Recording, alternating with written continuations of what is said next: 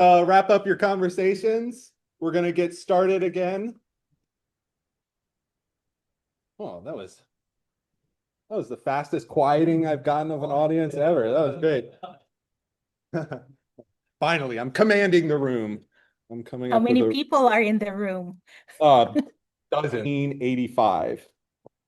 She received her bachelor's degree in agriculture, specializing in orchid micropropagation from the University of the Philippines at Los Baños, and her master's and PhD in horticulture from the University of Hawaii at Manoa under Dr. Haruyuki Kamimoto, specializing in Dendrobium orchid breeding. In 2023, she challenged herself to undergo the rigorous professional floral design evaluation of the American Institute for Floral Design. And she subsequently made it through and earned the designation of certified floral designer. So we've got a researcher, we've got a flower grower, and we've got a great floral designer to give us a presentation today. And so Tessie, please take it away. Thank you very much, Russell. Thank you, Hefna, for inviting me over the years. This morning, Eric mentioned that it's the 10th research update, and I couldn't believe it's been 10 years. It's been an eventful 10 years, and we hope we can weather the challenges and continue to do more research and spread the good news about Hawaii-grown products. So this morning, Eric mentioned about UH-800 or Uni-Y Mist winning on the receiving the red ribbon from the Society of American Florists Cut Flower Competition. So I'd like to start my talk about our efforts to revive the parentage and to increase seed pod production of UH-800 because over the years, it has been the most requested. I do get phone calls requesting updates about the parentage of UH-800 and how the plants are doing. So on the left, we have UH-800, also known as Uni-Y Mist. And the next requested seed pod for production is UH-1427 Wali Morazani. We had encountered numerous setbacks. Mainly our our orchid houses had been damaged because of poor weather, for instance, and the response rate to have the repairs completed have been challenging.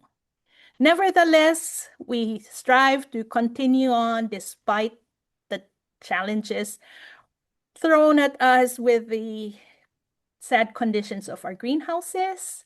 And yet we still have, to this day, some tissue culture germplasm, thanks to an earlier grant from the Hawaii County, where we were able to clone some of our important germplasm. So we had D192, the female parent of UH-800, and the male parents K159-21 or K159-26. So these are the keys to produce the seed pods for UH-800. This is the female parents of the 192.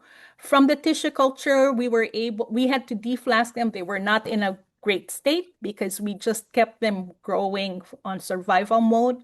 But this is how they look like this week. They're ready to grow. We have D192 on the left. We also have other parent materials of our orchid breeding program. K327-4 is Jack Concert, the parent of UH-1081. We have D178 and D355 in the back. If you notice, is potted plant parent, Dendrobium phalaenopsis variety Baikibum. So as we rejuvenate the parent materials, we look forward to growing out these parents sooner than later. Okay, now shifting gears, we'll talk about our recently released cultivars and from what we had worked on earlier and then work our way towards what's in store. So this time, I believe it's been 10 years. I don't have my timeline for generating new Anthurium hybrids, but by now, most of you know that it takes on paper about 14 to 16 years. Well, we say it's 12 to 14 years on paper, but reality, it's about 14 to 15 years to create a new Anthurium variety. And I'm very happy to say that as we create our varieties, we have a team of professionals. And I've been told that our program is unique, that we have a professional advisory team of designers who help us focus on what selections may have promise and what has design potential, because ultimately the end users of our flowers are designers. They are part of our stakeholders too. In addition, the designers also help promote the product by using the Hawaii grown products in many of their shows and social media postings. So we have these eminent designers working with us. In 2022, we named two of our varieties, Kathy Roloda and Phil Roloda, after our two members, the senior members of our professional advisory team. Let me mention this too. Let me backtrack. Do you know that our professional advisory team combined years of experience is about 150 years? So they really bring in a lot of years of experience in working with flowers. And so their input is of tremendous value to our program. And so I mentioned earlier that Anthurium Philoroloda and Anthurium Kathy Roloda were released in the 2022 National Symposium. Yet Phil and Kathy continue to promote our products. Last year, they were presenters at Fresh Floral, the design workshop sponsored by HFNA last September. And earlier this year, they were featured on national TV. You can view this on PBS on the show Life in Bloom with Jay Schwanke. And the first episode of season 7 featured the flower icons, Phil Roloda and Kathy Roloda, and they are promoting our Hawaii-grown, Hawaii-developed product on the TV show that is viewed on the mainland and on the streaming platforms. So we're thankful that they're able to spread the good news about this, the varieties and our work at in Hawaii. Recently, in July 2025, at the American Institute of Floral Designers Symposium, our two members of our advisory team, Brenna Kwan and Sutabal Yomaguchi, showcased the Hawaii-grown product. And at the symposium, before the show's the main stage presentation start, there is a one day, it's like a trade show called Partners Showcase. And at the symposium, the Partners Showcase, HFNA, HDFC, and Greenpoint Nurseries shared a table to promote the Hawaii-grown products.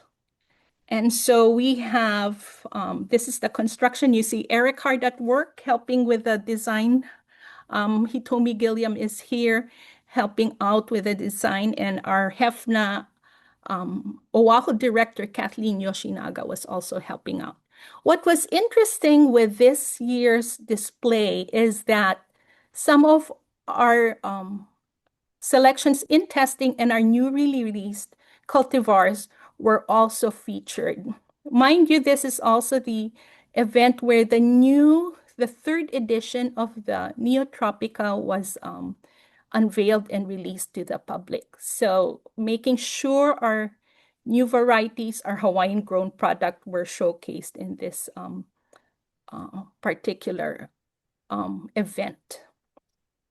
So at the main stage event, Sue and Brenna had 4 designs, and their last design was entitled A Tribute to Floral Design Mentors Phil Roloda and Hitomi Gilliam. So this design featured UH-1240 UH-2245, which is Philroloda. This is UH-2237, Cathiroloda. And the newly released UH-2317, Hitomigilium. And in addition, we also had some selections that are in advanced testing. This is UH-2327. So what did this event teach us? Well, these designs were during partner showcase did not have flower tubes. So this is what Hitomi calls free stemming.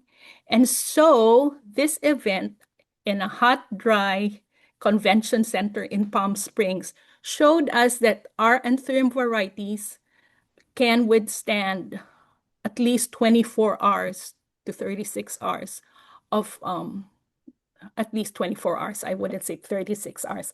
At least 24 hours of not being in water and put in a display. And so these are some of our selections that made it through. This is also UH-1712. Okay.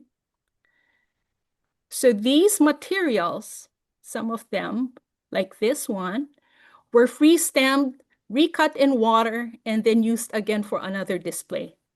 So that shows us how the plants can be resilient, or these varieties are resilient and have good holding characteristics being put to the test, not just in laboratory conditions, but in an actual event. Okay. Our other new varieties include UH-2555 Akala. This is a unique one because the color, it's what we call similar to raspberry. That's why Akala means the Hawaiian berry. Its pedigree is interesting. If you notice, the shape of Akala is not as heart-shaped, and that's because we have Hokuloa and Tropic Fire, the more modern shapes in its pedigree. Lahaina UH-2200 was also used in the partners showcase. It also held up as a free stem. Lahaina is a cross between light lavender UH-1553 and the orange UH-931. UH-931 was one of the selections that we had in advanced testing. However, it was cracking during the testing process, so it did not get named and released. Okay. This is a Lahaina being used in the partners showcase display. Next, I'd like to talk about selections for naming and release. And these are featured in the 3rd edition of Neotropica. There are 6 selections that have been included, but I will only mention the ones that I have pictures of and that we're multiplying in culture. This is UH-2568. It's a green heart-shaped Anthurium, and notably, it looks similar to Midori, not exactly alike, but it is tolerant to anthracnose and it seems tolerant to nematodes, which is one of the challenges to growing Midori. UH-2647 is a cross between Tropic Mist and Princess Aiko. Tropic Mist is known to be a flat, what Harold Tanoa used to call a fly swatter Anthurium. So crossing, and this was crossed with Princess Aiko, and what we have is an intermediate flower with a flower shape or spathe shape similar to Hokuloa and not looking as flat. It's also responsive in tissue culture using the bioreactors. 1712 is another of our red variety.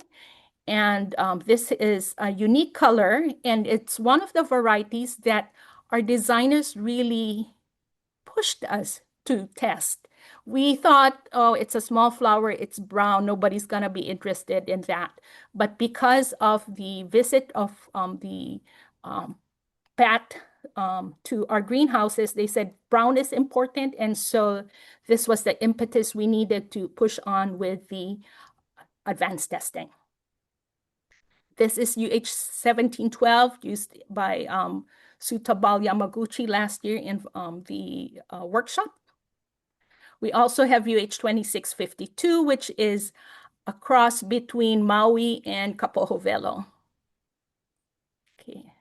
We also have selections in advanced testing that we don't know if we're going to name it or not. This is UH-2265, which the designers really want, but it can be challenged in terms of production because there's a number of crooked stems. So we're still sitting on this, whether or not it gets pushed out of the, we need feedback from our cooperators. Definitely the designers really love this and they say this is one of their favorite selections. UH-2265 has an interesting background. It has Mauna Loa, which is a white obake, as well as Miura pink obake in its background. So it has a quite unique space color. We also have UH-2327, which is very responsive in the bioreactor, nice orange. It seems to be growing fast. It seems to have great production characteristics. It was put on display at Partner Showcase, and we did receive a lot of positive feedback from designers who walked by and asked what this selection was, and they said, oh, this is an interesting orange. So that's great to have. We have selections of interest that we are trying to establish in culture. We have been in discussions with designers and growers. We have learned that the traditional heart shape is, it's good, but the conformation is something that has to be not flat. It has to be particularly at an angle. And also the more triangular space shape is preferred. And so we're looking at crosses with Hokuloa, which has the configuration or conformation that is desired aesthetically. So we crossed Hokuloa with New Pahoa White, and these are some of the selections we have and are trying to establish in culture. We are also trying to have more obakes, particularly pastel obakes. So this is a cross between Maui and Kapoho Velo. Growers have told us that they like the growth habit of Kapoho Velo as well as its production. It produces even during the winter months when other cultivars tend to slow down. So bearing that in mind, we are trying to make more crosses with Kapoho Velo and try to have different shapes by crossing it with different parents. So I'd like to cover next the new selections of interest with input from the professional advisory team. How does this work? Well, we send pictures, we exchange information, and I'll take a picture of what looks interesting, and the designers will weigh in and say yay or nay. We do have some seedlings that I thought were exciting, but it did not get the approval. It's like sit and wait and we'll see how it will look like later. However, I'd like to share with you some of the selections of interest. We crossed Oshiro White with Kalapana. Oshiro White, interestingly, turns brown. Reminds me of the project that John Suzuki mentioned earlier, and it's a bruiser. So nevertheless, we're trying to look at hopefully seedlings that will have a good triangular space, yet have hopefully less bruising. So this is one of our seedlings, 1839-62. Sent a picture to the designers and they liked that its color is similar to Toyama Peach. It had good color and shape. And as I mentioned, we have to still find out if this one will tend to bruise. Okay, these are some of the seedlings coming out of that cross. We have mostly corals and oranges. This is another one that our team commented on the shape. These are the descriptors they use. It's a graceful curving surface with directional flow. oops, let me get that. Dynamic shape of space, not flat and static. Obviously, the designers describe this because this is not typical of how we describe our flowers. We're usually, okay, length and width and the angle of the from the stem. But to have these descriptors coming from the designer's point of view is very useful when we write up the new cultivar description. Okay, we also crossed Kapoho Velo with Oishi White, one of our selections, which is a little bit, it's not your typical heart shape. Obviously, it has some, probably the influence of Antiochiense or something more tulip in the background. This one was given high marks for its good shape and conformation as well as the aesthetics. We also have a seedling selection that's similar to Centennial. It came from a seedling cross between Centennial and Honi Honi, a pink obake. Designers like these elongated obake space, and hopefully we can get this straight early on because for Centennial, the elongated obake space, which is highly prized, does not come out in its during the juvenile phase. The seedling is about 3 years old and we've seen it. So there's hope for getting the elongated obake space with this particular cross. So we're monitoring it.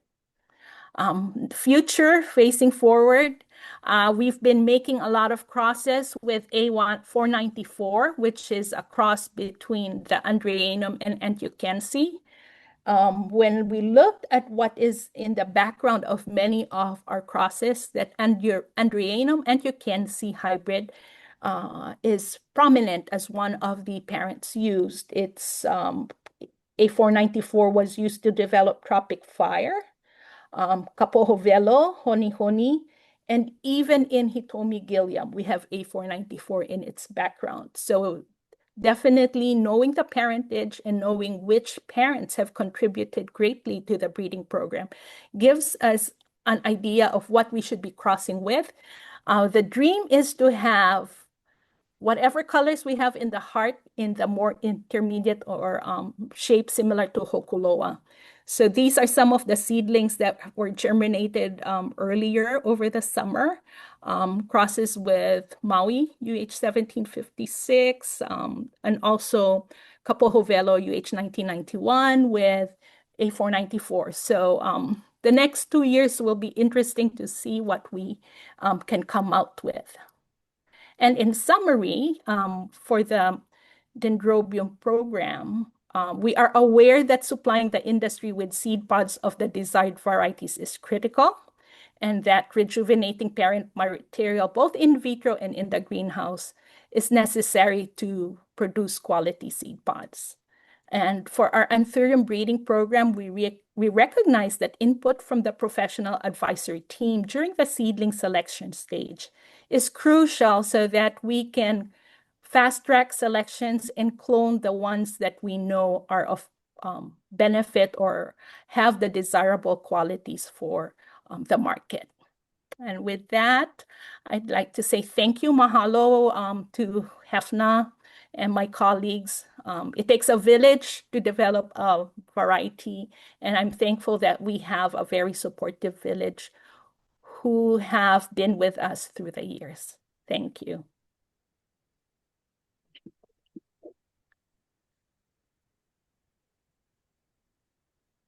Any questions?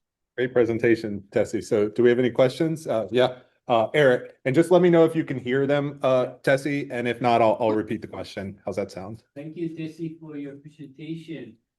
I'm excited with the summary. I think that's two great things that coming out of your year of observation. My question is, do you have a list of maybe potentially new releases that we can look forward to?